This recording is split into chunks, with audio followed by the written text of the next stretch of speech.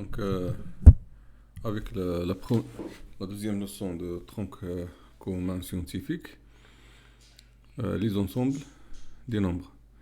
On a jusqu'à maintenant 5 ensembles, N, Z, D, Q et R. Les paragraphes de cette leçon sont... on a 5 paragraphes, les ensembles, les opérations dans R, les racines carrées, les puissances de 10 et l'écriture scientifique, et enfin les identités remarquables, développement et factorisation. On commence par le premier paragraphe, les ensembles N, Z, D, Q et R. Définition de l'ensemble N. L'ensemble des entiers naturels est noté N. S'écrit en détail comme suit. On commence par 0, 1, 2, 3, 4, 5, 6, 7, 8, 9, 10, ainsi de suite. N étoile, note l'ensemble des entiers naturels non nuls, c'est-à-dire le 0 ici est exclu. Et l'ensemble des entiers naturels non nuls, son note N étoile. Ça, c'est la définition de l'ensemble des entiers naturels N. D'abord, la lettre N devient de mot naturel. Naturel parce que c'est un ensemble qui existe dans la nature. Par exemple, le nombre des fruits dans un arbre, le nombre de quelque chose qui est naturel est toujours exprimé par un nombre entier. Il n'y a pas de fraction dans la nature en réel. Donc, application complétée par l'un des symboles, soit inclus, non inclus, appartient, n'appartient pas. Donc, pour les notations, cet symbole se lit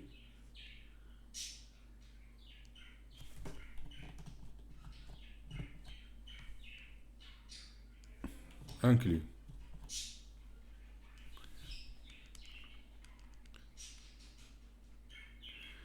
Lorsque tous les éléments de A, d'un ensemble A, on dit que A est inclus dans B. Lorsque tous les éléments de A, par exemple, voici l'ensemble P, qui contient, par exemple, un nombre des éléments, et voici l'ensemble A. A, tous les éléments de A sont aussi des éléments de B. Donc, on dit que A est inclus dans B. Ça, c'est le premier symbole. Pour le deuxième symbole, non inclus. On écrit le symbole inclus, pareil, non inclus.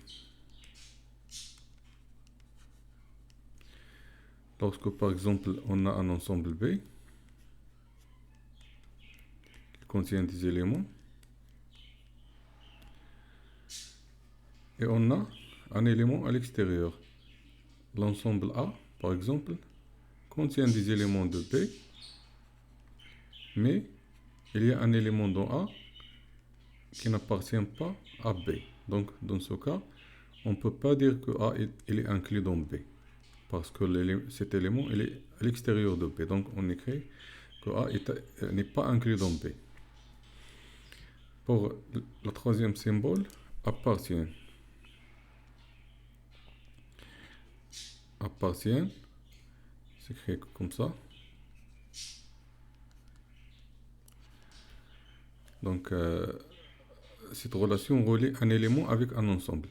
Par exemple, si on a ici un ensemble P, donc l'élément A, B,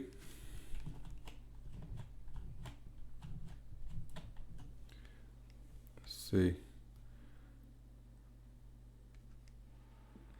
et E, par exemple, on dit que A appartient à B, parce que A se trouve à l'intérieur de B. Mais pour l'élément E, n'est pas à l'intérieur de B, donc on dit que E n'appartient pas à B, parce qu'il est à l'extérieur. Donc voici les symboles qu'on utilise. Donc appartient et n'appartient pas relie un élément avec un ensemble. Par contre, inclus et non inclus relie un ensemble avec un ensemble. Donc on retourne à l'application. Donc complété par l'un des symboles qu'on a ici. Le nombre 3 est un élément de n. Donc on dit que A appartient ou n'appartient pas. Que 3 appartient ou n'appartient pas à n. Donc 3 appartient à n. Racine de 9. Racine de 9. Racine de 9, c'est 3. Parce que c'est racine de 3 au carré égale à 3. Donc appartient à n.